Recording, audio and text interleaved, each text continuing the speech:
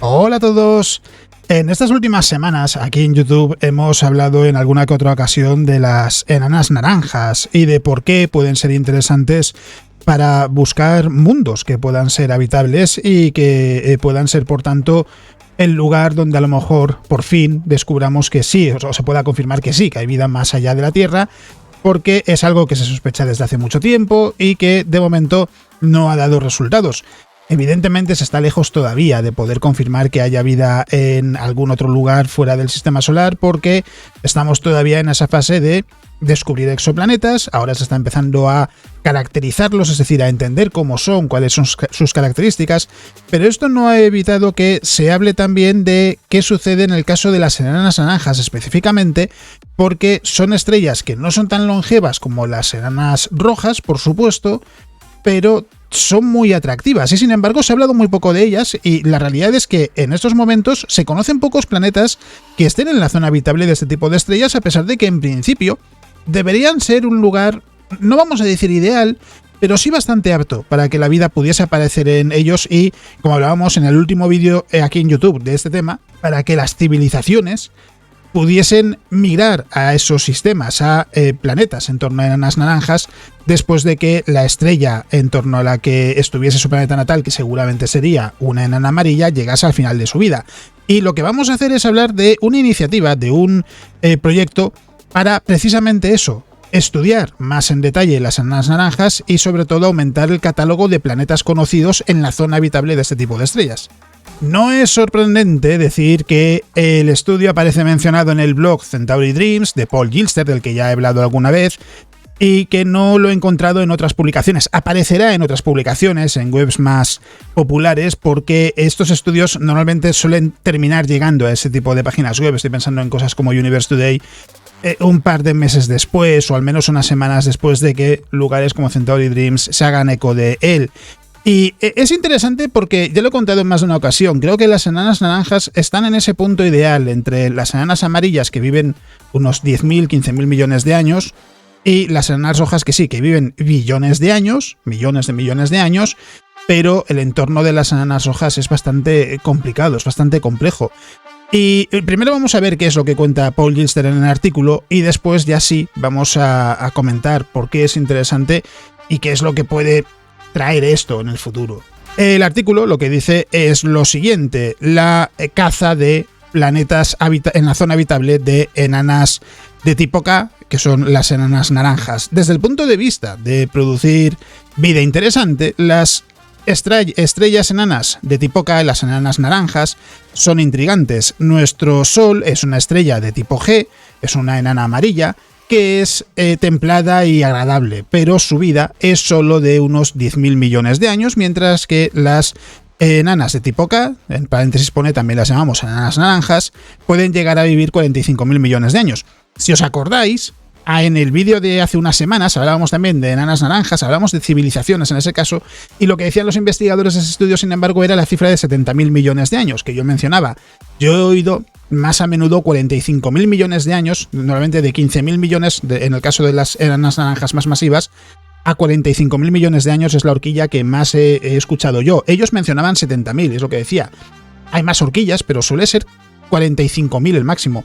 Y aquí, de nuevo, se vuelve a mencionar 45.000 millones de años. Es una curiosidad, no tiene mucho más misterio. Es mucho tiempo para que la evolución pueda llevar a cabo su magia, es lo que dice Paul Gilster, es una expresión que se utiliza en inglés, es para que la evolución haga su trabajo, vamos. Y aunque las enanas amarillas, las estrellas de tipo G, como el Sol, solo suponen entre el 6 y el 7% de las estrellas en la Vía Láctea, las enanas naranjas, las estrellas de tipo K, suponen el triple de esa cifra, en torno al 18%. 18, 20, 21%. Tenemos alrededor de 1 millar de enanas naranjas en 100 años luz alrededor del sistema solar.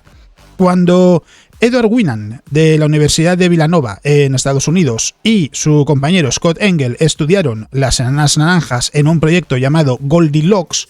Goldilocks en realidad no se escribe así, se escribe Goldilocks cambiando la K que aparece en mayúsculas por CK, es Ricitos de Oro.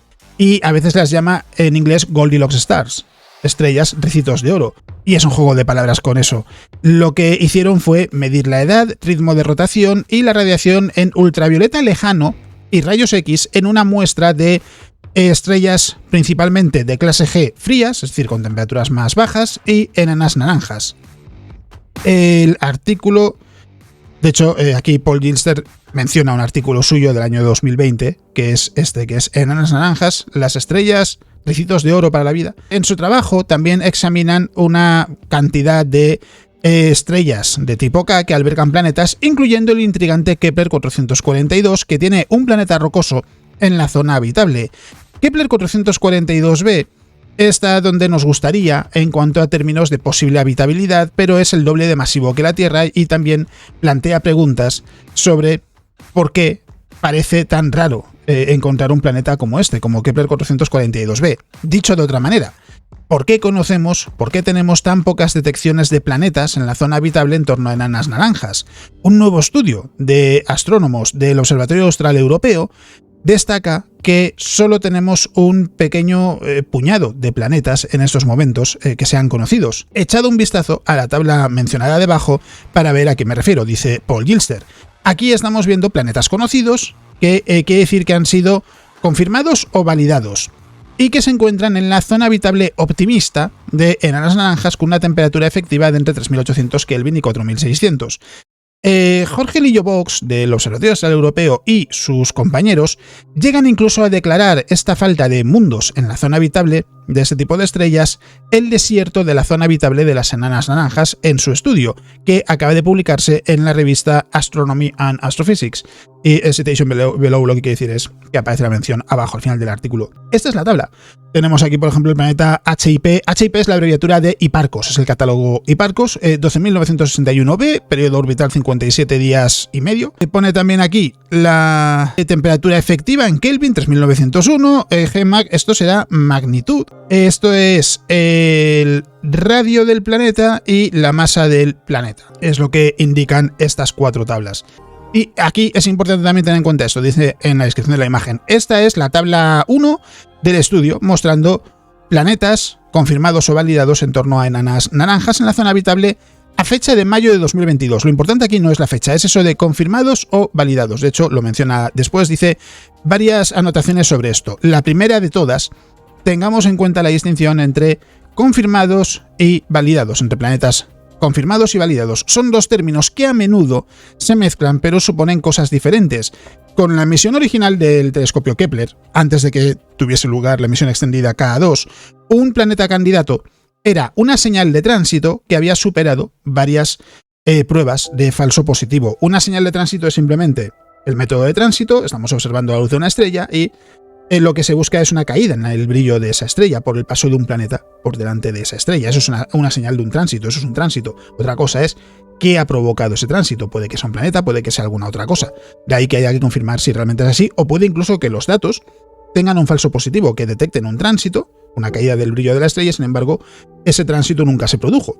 Por eso hay que determinar exactamente si la información es buena o no. Un planeta validado es aquel que ha sido estudiado en observaciones posteriores y se ha determinado cuantitativamente que es más probable que sea un exoplaneta que un falso positivo. Por tanto, validado quiere decir un planeta que es del que se tiene confianza en su existencia por encima de lo que sería un planeta candidato, que es simplemente que se ha producido una detección y en principio parece buena, pero bueno, ya se verá qué es lo que se ha encontrado.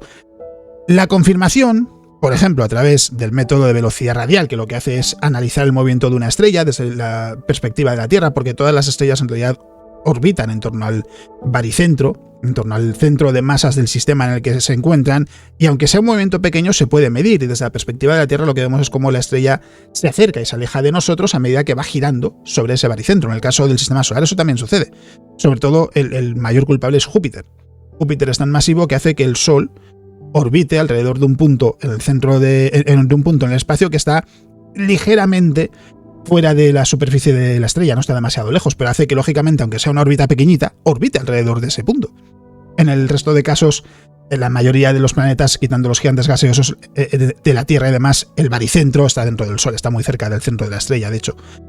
Y ese efecto, por tanto, de orbitar alrededor de ese centro común de masas es algo que se puede medir y se puede utilizar para determinar incluso la masa de los planetas, diferentes características. Y lo que dice Paul Gilster en el artículo es la confirmación por ejemplo, a través del estudio de la velocidad radial para determinar la masa del planeta en tránsito, es el último paso para convertir un planeta validado en un planeta confirmado. Así que, ¿qué está sucediendo en el desierto de las Enanas Naranjas? O, más concretamente, ¿por qué existe ese desierto en primer lugar? Las expectativas son altas, por ejemplo, para que una estrella de tipo K, una enana naranja como Centauri B, que es Alpha Centauri B, es una de las dos estrellas que forman parte del sistema triple de Alpha Centauri. Hay que recordar que está formado por Alpha Centauri A y B, que se orbitan mutuamente. Alpha Centauri A es una estrella similar al Sol, Alpha Centauri B es una enana naranja, y Próxima Centauri, que es una enana roja que orbita alrededor de Alpha Centauri B y en torno a la que está, por ejemplo, el exoplaneta Próxima B. Y se plantea que Alpha Centauri B podría tener un planeta en la zona habitable. Este tipo de órbitas son posibles incluso en un sistema binario tan pequeño como este, porque no están muy lejos. Alpha Centauri y B entre sí, la distancia no es demasiado grande, tardan algo más de 80 años en orbitar mutuamente. Y por tanto es un espacio pequeño, pero sin embargo, a pesar de ser pequeño, es suficientemente grande como para que pueda haber un planeta en la zona habitable de Alpha Centauri B y que sea una órbita estable. Los autores destacan que el motivo puede ser simplemente una falta de observación. Es comprensible que haya mucha atención en las estrellas de clase G porque son como el Sol, mientras que las enanas de tipo M, las enanas rojas, se estudian con mucho detalle porque los planetas son más fáciles de detectar en el caso de estas estrellas al ser más tenues.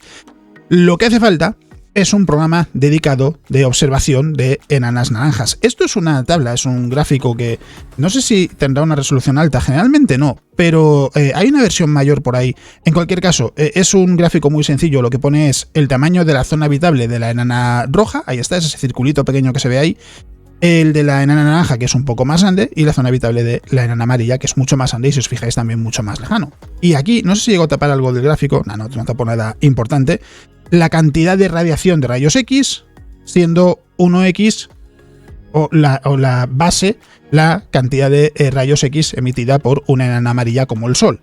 En el caso de las enanas naranjas es 25 veces más. En el caso de las enanas rojas es 400 veces más la exposición a rayos X en la zona habitable de estas estrellas.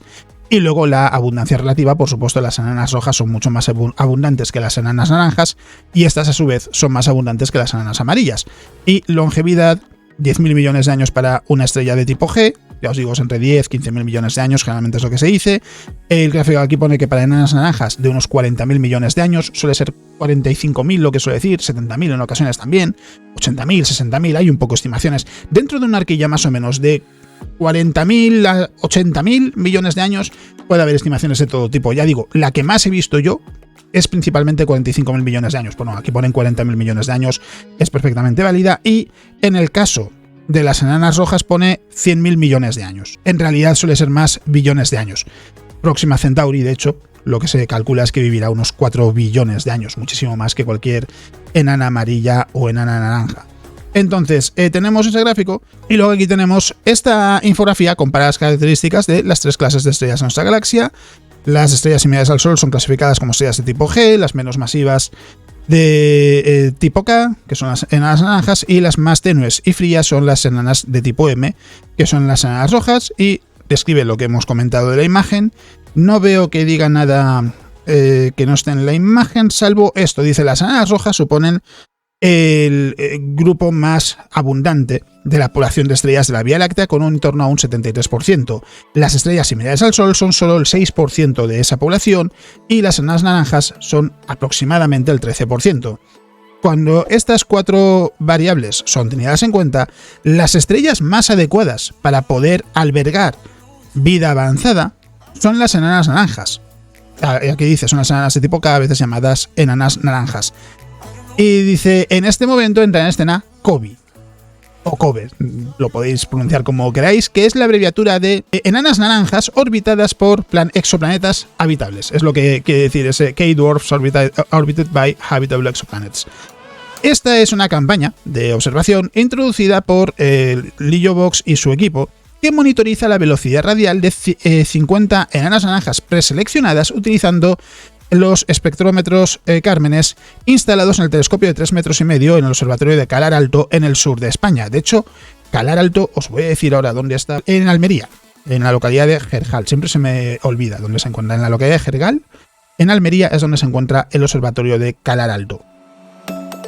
Teniendo en cuenta las capacidades de los instrumentos y la expectativa de la frecuencia de planetas, el equipo cree que será capaz de encontrar 1,68 más menos 0,25 planetas por estrella, con aproximadamente la mitad de esos planetas en la zona habitable de esas enanas naranjas. La elección de enanas naranjas es interesante por diferentes aspectos. Y aquí dice Paul Gilster, me he centrado en este tipo de estrellas recientemente porque, aunque las enanas amarillas como el Sol ofrecen analogías, comparaciones muy obvias con nuestro propio sistema solar, su tamaño pone la zona habitable lo suficientemente lejos como para que el método de velocidad radial para detectarlos requiera de años. Pensad en cuánto tiempo tarda la Tierra en completar una órbita alrededor del Sol, un año, 365 días. Hay que observar, vamos a suponer, de media como mínimo un año una estrella constantemente para poder analizar su movimiento y por tanto hace falta mucho más tiempo para detectar planetas en torno a estrellas como el Sol. En el caso de una enana naranja o una enana roja, como la zona habitable está más cerca de la estrella, la órbita es mucho más corta. Tengamos en cuenta que, tal y como he descubierto en este estudio, dice Paul Gilster, las estrellas de clase G producen mucho más ruido estelar que las enanas naranjas, haciendo que las detecciones sean más problemáticas, incluso con instrumentos como Espresso. Con las enanas rojas también nos encontramos con problemas intrínsecos. Tienden a ser estrellas activas, así que trabajar en los niveles necesarios para detectar planetas en la zona habitable también implica extraer datos de ese ruido, sin mencionar el efecto de las llamaradas de las estrellas de las enanas rojas, que son muy violentas en ocasiones, en la posible habitabilidad de esos planetas. Seguiremos poniendo mucha atención en las enanas rojas, dice aquí refiriéndose a la comunidad científica en su conjunto, porque con zonas habitables más cercanas a estas estrellas más pequeñas, cualquier planeta que esté en esa zona habitable será mucho más fácil de detectar. Pero teniendo en cuenta las ventajas de detección de enanas naranjas, una campaña, un esfuerzo como el de COBE está bien justificado. Los autores defienden su caso de esta manera.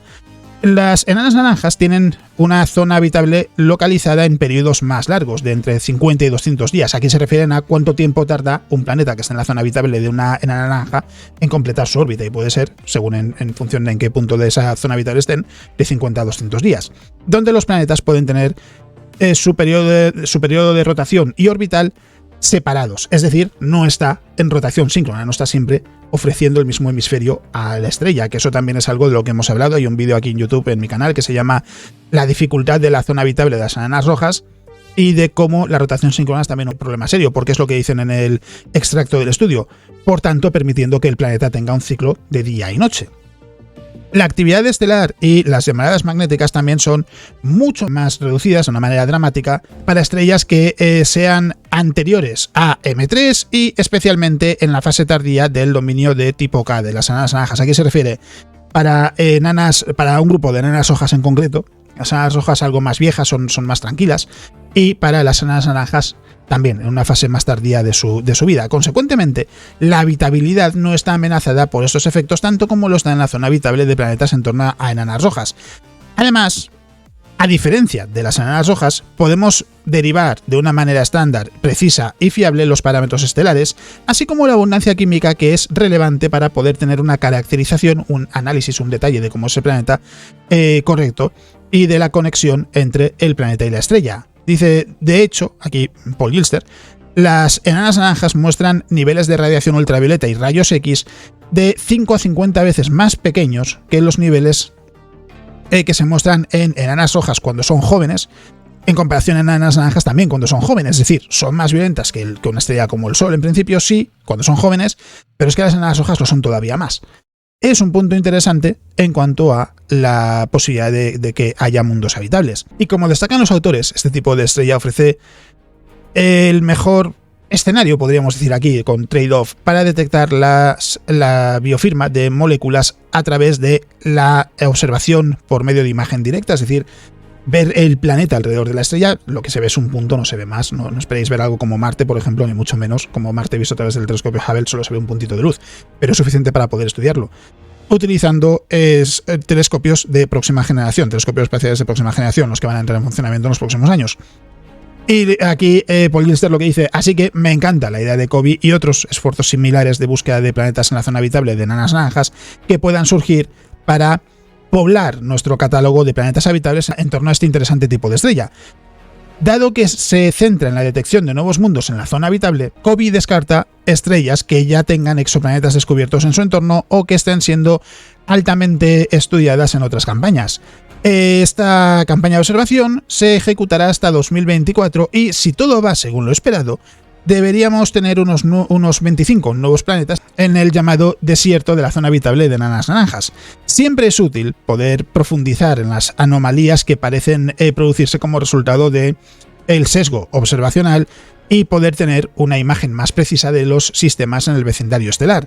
Y aunque es un objeto en el hemisferio sur, en el firmamento del sur, y por tanto fuera del esfuerzo de COBE en Calar Alto, de la posibilidad de observación de COBE en Calar Alto, sigo teniendo muchas esperanzas con Alpha Centauri B, la enana naranja más cercana a la Tierra. O sea, Paul Gilster sigue esperando que se encuentre un exoplaneta. Hay que decir que en Alpha Centauri B hace un tiempo se dijo que podía haberse encontrado un exoplaneta.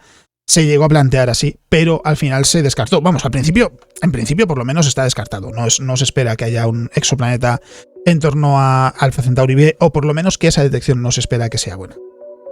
Y termina con el estudio es Lillo-Box y otros autores, es lo que significa et al, el experimento COBE, el proyecto de enanas naranjas orbitadas por exoplanetas habitables, de objetivos, selección de estrellas y caracterización estelar, publicado en Astronomy and Astrophysics el 15 de noviembre de 2022. Y aquí pone que está el texto completo. A ver si es así.